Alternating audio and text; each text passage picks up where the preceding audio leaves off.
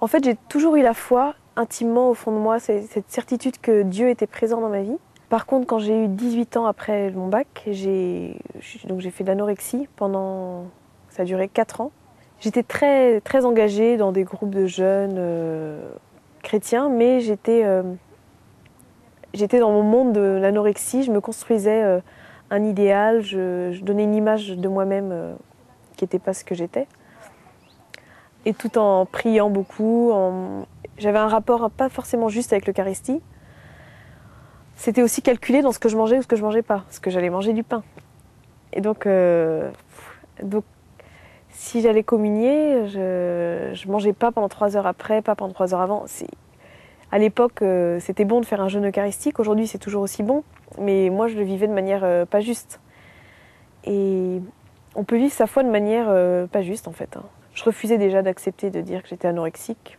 Mais je disais que tout allait bien. Et puis, j'étais très énergique. Je cachais tout mon jeu. J'avais 12 kilos de moins qu'aujourd'hui. J'étais à la limite d'aller à l'hôpital. J'étais suivie par un médecin qui me disait « Attention, tu es à la limite ». Il s'est trouvé à une Pentecôte encore. Je suis allée chez les Sœurs de Bethléem. La prieure m'a posé comme question « Est-ce qu'il y a quelque chose que tu n'arrives pas à faire dans ta vie aujourd'hui ?» Et j'ai osé lui sortir, après avoir enlevé le gros nœud qui me nouait la gorge, lui dire cette réponse bête « Je n'arrive pas à manger ». Et c'était vraiment effectivement très difficile pour moi déjà de lui dire. Et puis de manger, c'était un calvaire pour moi, quoi. Et donc à partir du moment où j'ai osé lui dire ça, j'ai amorcé déjà une petite guérison, en tout cas un désir d'être guérie, puis l'acceptation aussi que j'étais malade, quoi.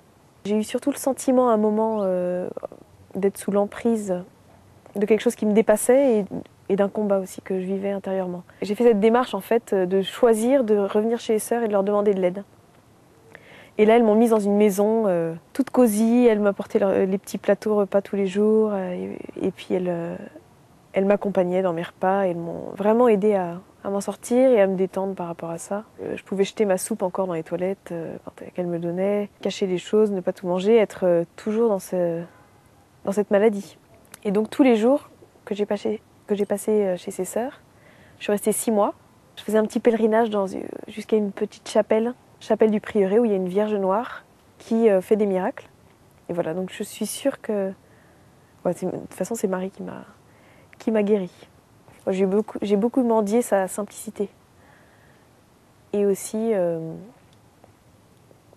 sa féminité, quoi, plein de choses que je rejetais. Ce chemin de guérison avec Marie m'a permis de me rendre compte que Dieu est vraiment notre créateur. C'est lui qui nous nourrit et qu'on n'a qu'à se laisser conduire par lui. Donc pendant ces 4 ans de maladie, j'ai appris à m'abandonner beaucoup plus à lui, à croire que ce qu'il me donnait était bon, même si je maîtrisais pas tout, j'allais grossir, mon corps qui changeait, et ça m'a justement aussi, cette guérison, permis de sortir de l'imaginaire, de plein d'élucubrations, de ce qu'il fallait que je mange, ce qu'il fallait pas que je mange. C'était un vrai martyr et donc j'ai appris à être plus dans le réel avec Marie, plus dans le quotidien, le réel. Voilà. Accepter un repas, c'est l'heure de déjeuner, on déjeune et on se pose pas 36 000 questions.